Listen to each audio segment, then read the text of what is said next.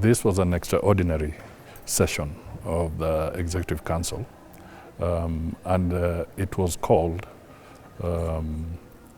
by the Assembly of Heads of State. Last time we were here at the February summit, and it became very critical because the issue of the future of the African Union was at stake in the context of the forthcoming elections of the African Union Commission leadership in February next year.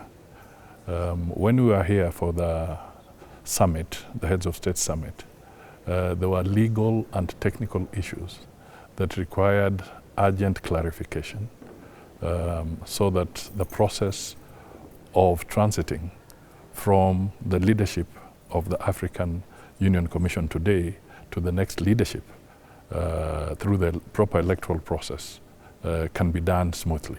So this session was very important, and that is why we came, and we were now receiving the report from the PRC with specific asks for decision making.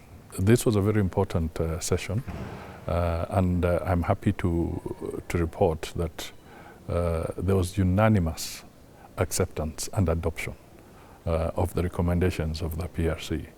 This was critical because it affirmed the position that had been taken earlier by the Assembly of Heads of State, that in order to bring more equity and diversity within the African Union, the rotational principle becomes very, very important. And therefore the decision that was taken was that in accordance with the alphabetical order, the East African region will now have the opportunity to offer its candidate for the chair of the African Union Commission. And the Northern region shall have the opportunity to offer its candidates for the deputy chair. This is very significant, and the other regions shall now have an opportunity to offer leadership for the other 6 commission positions.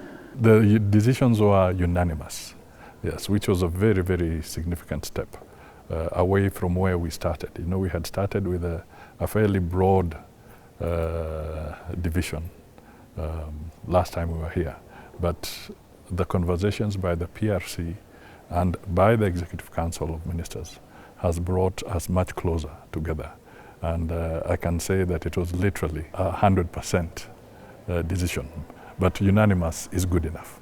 Well, I think the way we proceed from here is that, first of all, as Kenya and as a member of the East African region in that context, we actually want to appreciate and thank our brothers and sisters in the African continent for making it clear, removing all ambiguities, that it is the turn of East Africa to provide leadership or to offer leadership in the African Union. So that is a very important statement, and equally for the deputy in the northern region. What it means for us in the East African region is that effectively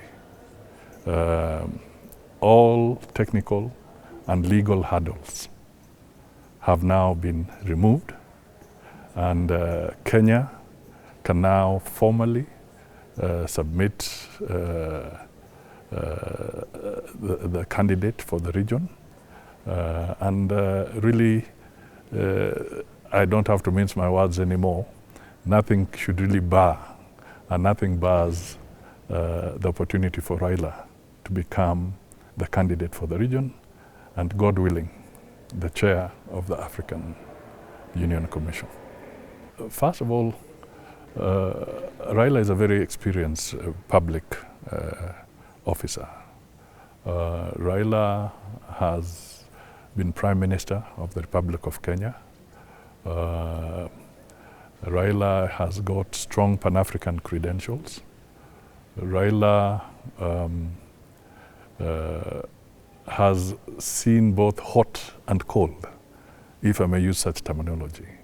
And he has shown the capacity to bring people together and to reconcile even under difficult circumstances. And looking at the kind of challenges we are facing on the African continent, issues around conflict, food insecurity, the need to foster greater integration and enhance economic activity along in the African continent. We see in him an opportunity for the African Union and Africa as a whole to be able to work to advance our objectives much more as we go forward. The roadmap from here to February is it's going to be very busy, let me put it that way. First of all, there's the formal process where all the paperwork is submitted. And then we shall not waste any more time.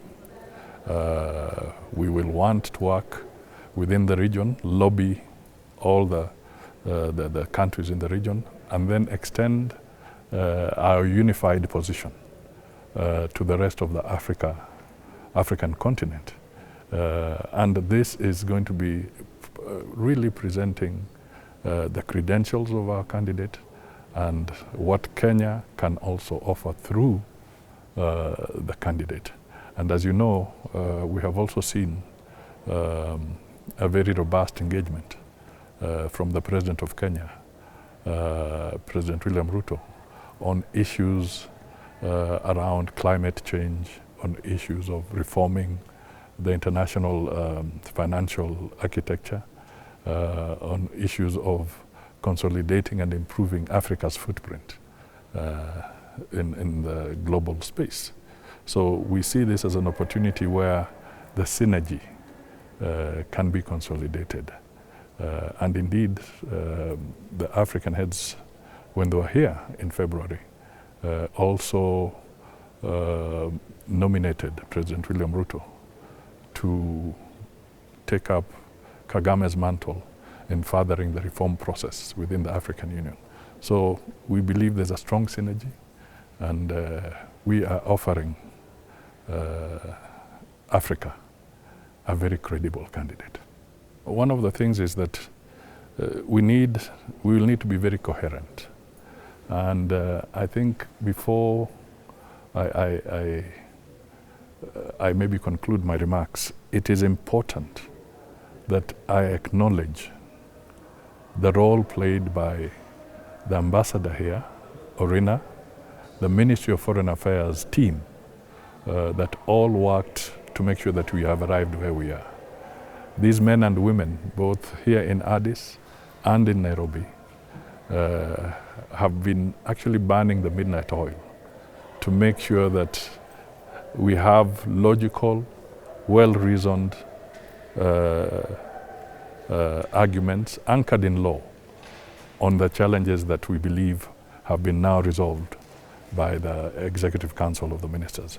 So as we go forward, that unity of purpose, that teamwork, and also bearing in mind that we'll need to work with our brothers and sisters in the other countries as well, will be absolutely essential going forward, not just for the election, but indeed for the well-being of the African Union as a whole.